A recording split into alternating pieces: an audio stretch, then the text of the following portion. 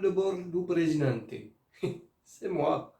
Je me présente, Pedro de la Turista. Eh, ne rigolez pas. Moi non plus, je n'aime pas beaucoup ce nom de famille. Mais ça veut pas dire que je vais rester les deux pieds dans la merde. Hein. Non, non, non. Je suis né sur la belle île de Tropico. Et à cette époque, je venais tout juste d'être investi gouverneur de l'île. Et qui dit gouverneur, dit devoir avec mes compatriotes. Et qui dit devoir, dit politique. D'ailleurs, en parlant de politique, il y avait l'autre là, les imbéciles d'anglais. Il venait me rabattre le caquet et les oreilles avec sa royauté anglaise là. Salutations, vieille branche. J'ai une offre spéciale pour vous aujourd'hui. En tant que représentant de la couronne, je peux vous proposer d'acquérir votre propre licence commerciale.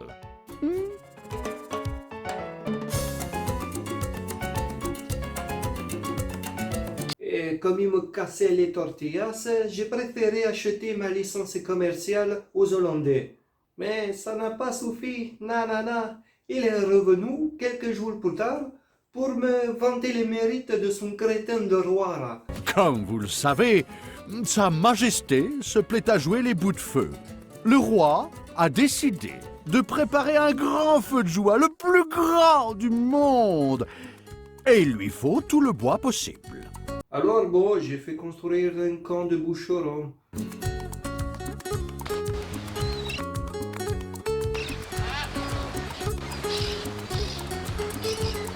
Et vous savez quoi? Le gosse, il était content. Pfff, idiote. Il m'a même accordé 12 mois de plus à ma place de gouverneur. Et croyez-moi, je suis pas prêt de quitter ma place. Hein. Non, non, non. Sa Royale Majesté m'a demandé de vous présenter cette citation qui vous félicite pour vos exploits au nom de l'Empire. Je compte bien rester à la tête de mon île le plus longtemps possible. Mais bon, moi, il y avait d'autres chupacabras à fouetter. Hein. Il y avait une véritable raz-de-marée de pauvres qui envahissaient mon île.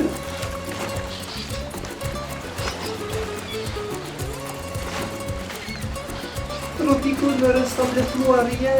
C'était aussi beau qu'une décharge publique. Non, c'était inadmissible. Alors du coup, j'ai entrepris un vaste projet d'urbanisation, tout ça payé avec l'argent de l'autre cabron de capitaliste.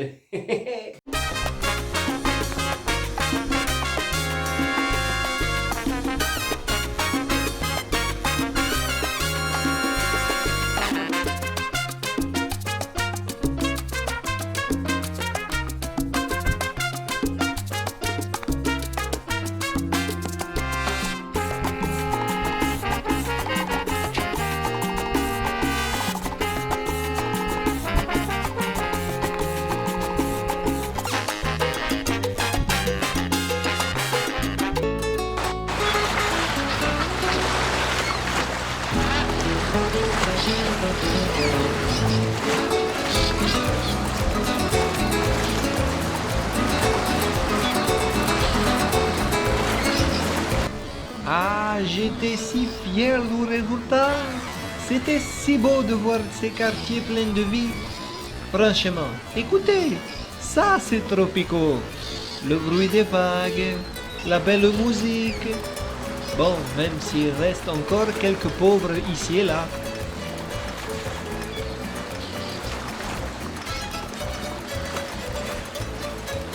Quelque temps après, il y a une représentante des révolutionnaires locaux qui est venue pour me demander de rendre moins cons les habitants du coin. Alors c'était gentil d'avoir foi en moi, mais il n'était que gouverneur. Il ne fait pas de miracles. Hein. Les progrès technologiques sont la voie vers l'autonomie, gouverneur. Il nous faut plus de scientifiques pour réfléchir à des choses importantes et faire de nouvelles découvertes. Il fait construire une bibliothèque comme ça, au cas où l'un de mes braves ministres cherche à se cultiver. Bon, alors d'accord, je suis pour la révolution. Je suis pour que on puisse lutter contre cet impérialisme. Mais là, les révolutionnaires, ils m'ont quand même demandé de faire quelque chose de grandiose, hein. Catastrophe! Les révolutionnaires réclament que vous insultiez le roi. Nous allons envoyer au roi un objet qui servira à l'insulter. Bon, je replace le contexte, hein. Ce soir-là, avec les révolutionnaires, on avait un peu bu, on a eu des discussions, et il y a eu des paris qui ont été lancés. Et puis moi, je suis tombé sur ce pari-là. Alors, à votre avis, hein? Quel cadeau il est bien pu envoyer au roi et à la reine?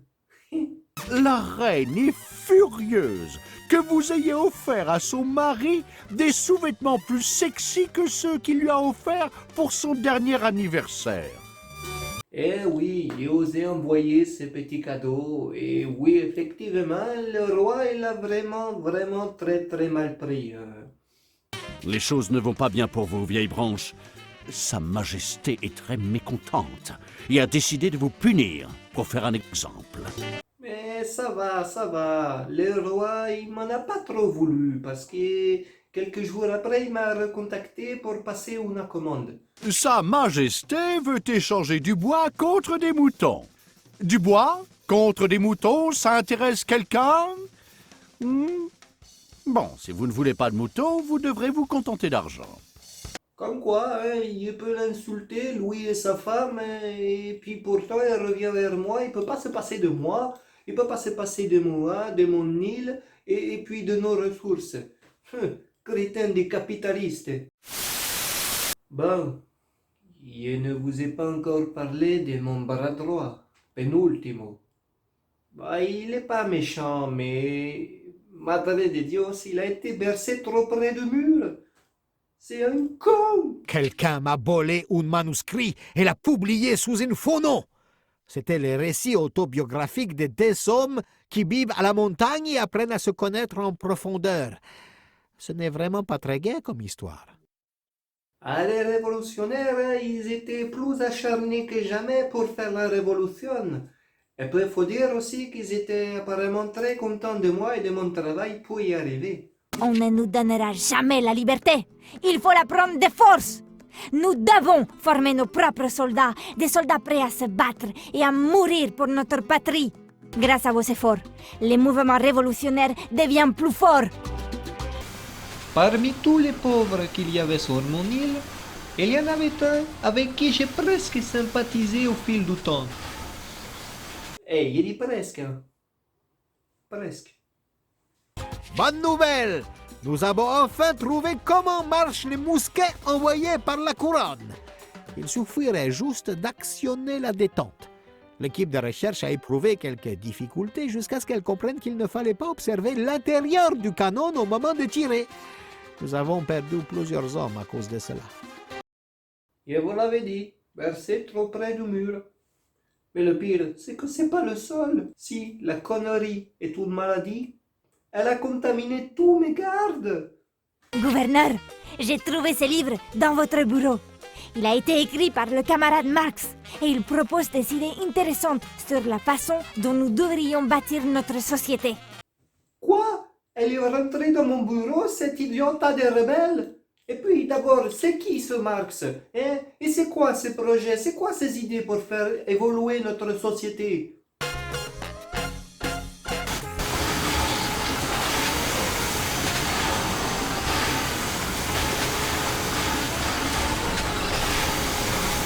Sérieusement? Faire construire un quai de pêche? C'est ça les idées de son Max là pour faire développer notre île? Mais il a fumé la reliure de son livre ou quoi pour sortir des conneries comme ça? Cabron! Tiens, et puis en parlant de conneries, il y a un héros de Cabra là, qui est revenu m'emmerder là, et puis en plus il insulte mon peuple copieusement. Sa Majesté trouve l'arriération de votre île très amusante. Mais elle a peur que cela ne soit un obstacle à la réalisation de ses plans. Ah, le pire, c'est qu'il n'a pas totalement tort, hein. Bah, prenez par exemple Penultimo. Si, c'est un bel exemple. Présidente, comme vous le savez, votre volonté seule maintient Tropico en un tout unique. Sans vous, toute l'île s'effondrerait dans la poussière et l'oubli. Tout ça pour me dire que ma femme venait de mettre au monde ma première héritière. Puis sur le coup, vu la tronche de l'héritière, j'étais même pas sûr qu'elle était de moi. Allez, hop, on relook tout ça. Ah, voilà. Là, c'est vraiment mon héritière. La preuve, elle a le cigare au bord des lèvres. Bon, ben, c'était pas tout ça, mais on ne m'avait pas élu gouverneur de Tropico pour faire les reines du shopping. La révolution, c'était ça le plus important. Et ça, les révolutionnaires, ils l'avaient parfaitement compris. Nos soldats sont peu nombreux, mais le feu de la révolution brûle dans leur cœur. Il nous faut plus d'hommes et de femmes courageux comme eux. J'ai donc fait construire un fort militaire pour renforcer la puissance de notre combat. Grâce à vos efforts, les mouvements révolutionnaires deviennent plus forts. Oui, elle ne sait dire que ça quand elle est contente, apparemment. Je me demande si dans un lit elle dit la même phrase. Vous imaginez? Camarade gouverneur, plus je lis l'ouvrage du camarade Marx, plus je suis certaine que notre révolution doit être socialiste. Elle n'a pas arrêté de me parler de son Marx, et comme quoi il nous fallait un héros prolétaire. Camarade gouverneur, nous devons être une source d'inspiration pour le peuple, un exemple pour la classe ouvrière. Nous devons créer un héros du prolétariat. Mais qu'il aille se faire cuire des quesadillas son Marx. Et puis moi, je ne suis pas un héros du prolétariat. Heureusement, pour décompresser, mon brave Penultimo venait toujours me faire ses rapports pleins d'intelligence. Jusqu'à présent, nous coupions les arbres avec des ciseaux. Le principal problème, c'est qu'avec les ciseaux à bois, la caravane passe. Nos scientifiques ont déjà beaucoup planché sur la question, mais il reste encore du boulot. Et mon sans-abri préféré, il était de retour. Ah, de le voir, ça me rappelle mon projet d'urbanisme. Et d'ailleurs, j'ai fait construire des manoirs et un nouveau quartier.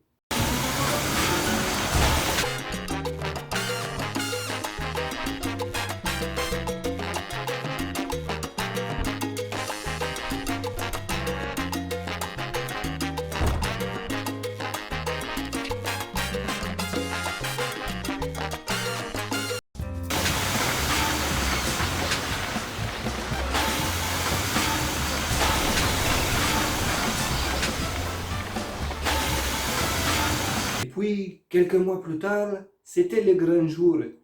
Le jour où j'annonçais aux despotes britanniques que leur règne était révolu et que Tropico prenait enfin son indépendance.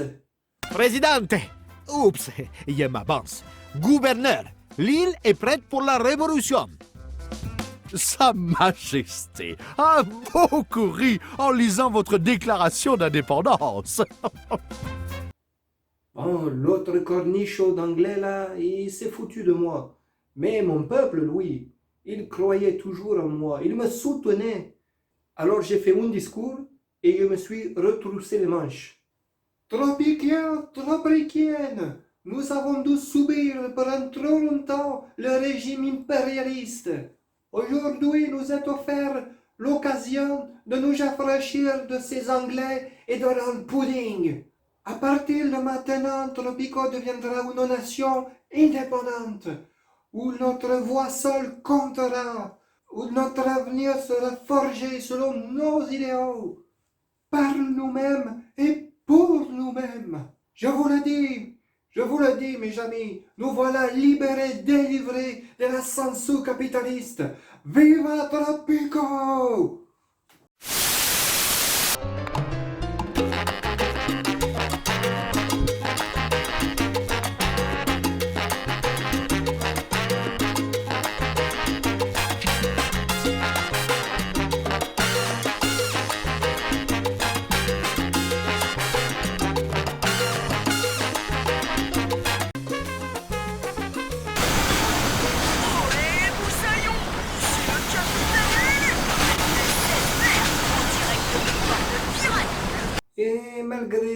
le temps qui passait, les technologies qui évoluaient, l'urbanisation grandissante des tropicaux, et ben Moussa Zabri, lui, il était toujours là, toujours présent, au même endroit.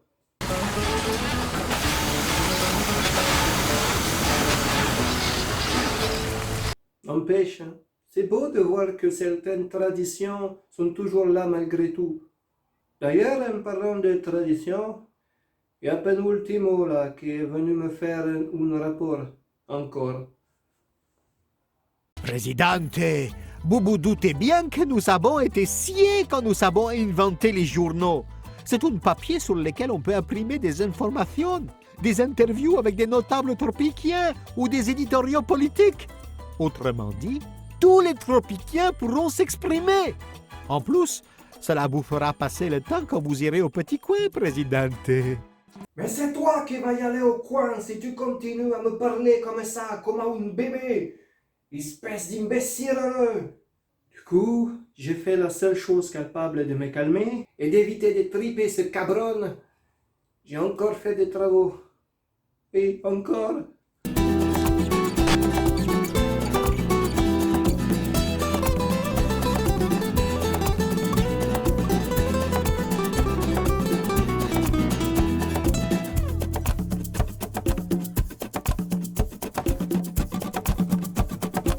Un matin, il y a un gars, il se présente à moi. C'était un Américain.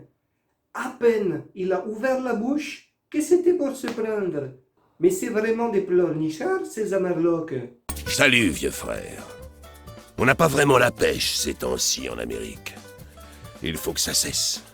Moi, j'adore les pêches. Tu en veux des pêches? Approche, je vais t'en donner, moi. En ce moment, je suis très généreux en pêche. Et là, un matin, un miracle s'est opéré à mes yeux et à mes oreilles. Penultimo qui était venu me faire son rapport. Et Dios mio, que c'était beau!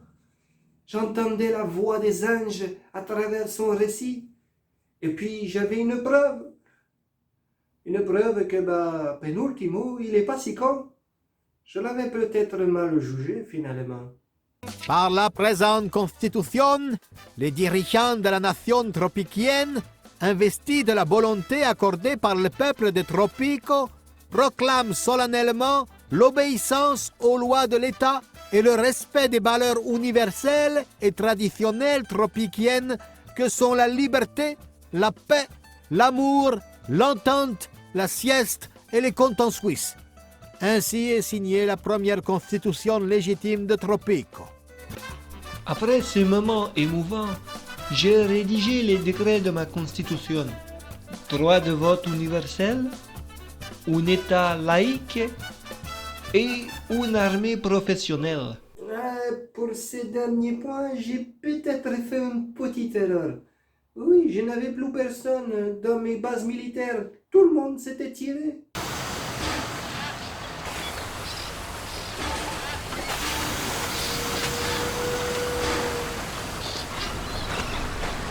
Ah oui, faire une milice avec 3-4 de ces idiotas, bon, ça peut le faire.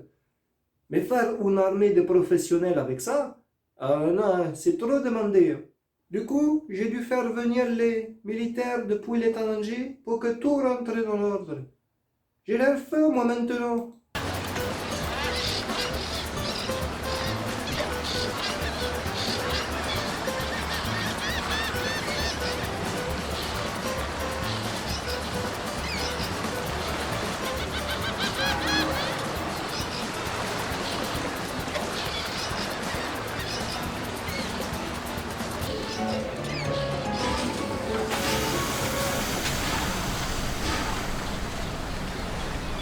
Durant quelque temps, j'ai eu la paix avec tout le monde. Mais ça n'a pas duré. Là, j'ai Penultimo qui est venu 2 fois dans mon bureau. Pas une, hein, 2 fois. Bon, la première fois, c'était pour m'annoncer l'arrivée des futures élections présidentielles. Bon, et la deuxième fois, j'ai cru que j'allais le tuer. Il a franchi un nouveau cap dans la connerie. Présidente, les Tropiciens attendent les élections l'année prochaine. Ils veulent afficher leur amour éternel et leur respect pour vous. Leurs mots sont un peu différents, mais c'est ce qu'ils veulent dire. Une équipe de recherche composée de moi seul a découvert l'appel en 40 exemplaires. Si je trouve celui qui les a mises là, il aura affaire à moi. En attendant, je les ai confiés aux mineurs, ça peut servir. Ah, mon cher Penultimo, vous avez découvert l'appel? Donnez-moi ça pour voir.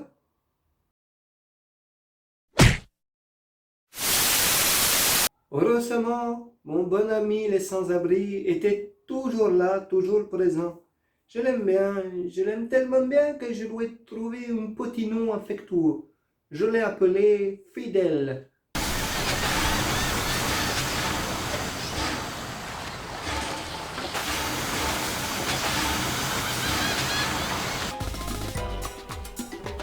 Les élections présidentielles étant en ligne de mire, j'entrepris de faire des travaux de construction et de modernisation aux quatre coins de Tropico.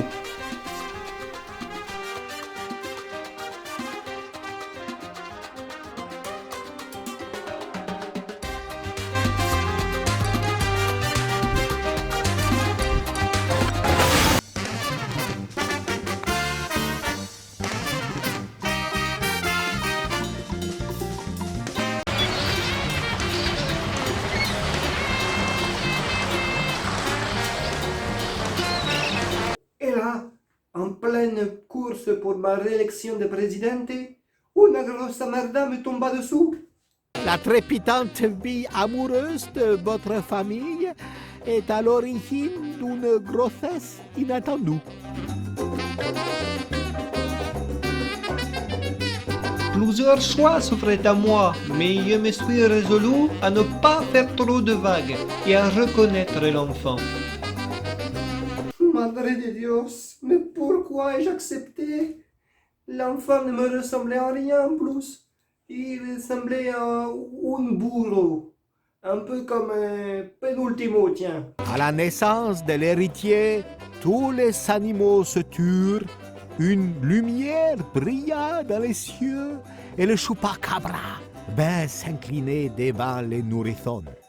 En tout cas, c'est ce que l'on écrira dans les livres d'histoire. Non mais franchement, regardez-le, c'est un clown. Je peux pas avoir un enfant qui soit clown. Je suis le président quand même, il y a une réputation. C'est pas possible, c'est pas moi le père, c'est pas possible. Les élections approchaient à grands pas et Penultimo me suggéra de tricher en influençant les votes. J'ai refusé net. Nous avons une chance d'influencer les résultats des prochaines élections. Ce n'est techniquement pas tout à fait légal, mais il est garanti que personne ne s'en rendra compte. J'ai dit non, je ne suis pas de ceux qui mangent de ces pains-là. Je suis incorruptible. Je suis de ceux qui gagnent à la sueur et au sang. Enfin, plutôt à ceux de mes compatriotes. Et c'est comme ça que les jours J, Nous savons les résultats des élections. Je veux être les premiers à vous féliciter, présidente. chers habitants de Tropico, mes camarades, mes amis, à la fin de notre révolution, vous avez su me faire confiance et m'avez mis à la tête de notre beau pays en tant que présidente.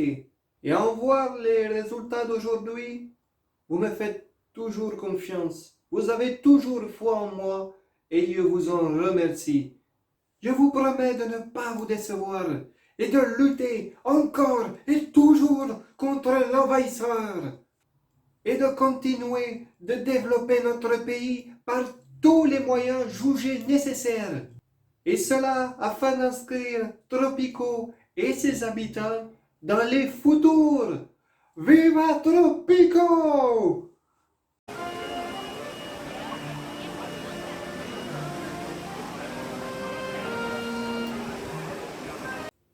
Non mais, hé, scusami, mais vous m'écoutez un peu ou pas? Wow, je suis en train de vous remercier pour ma réélection. Ils sont cons, ils m'écoutent pas. Bon bah, Je diminue les impôts de 50%.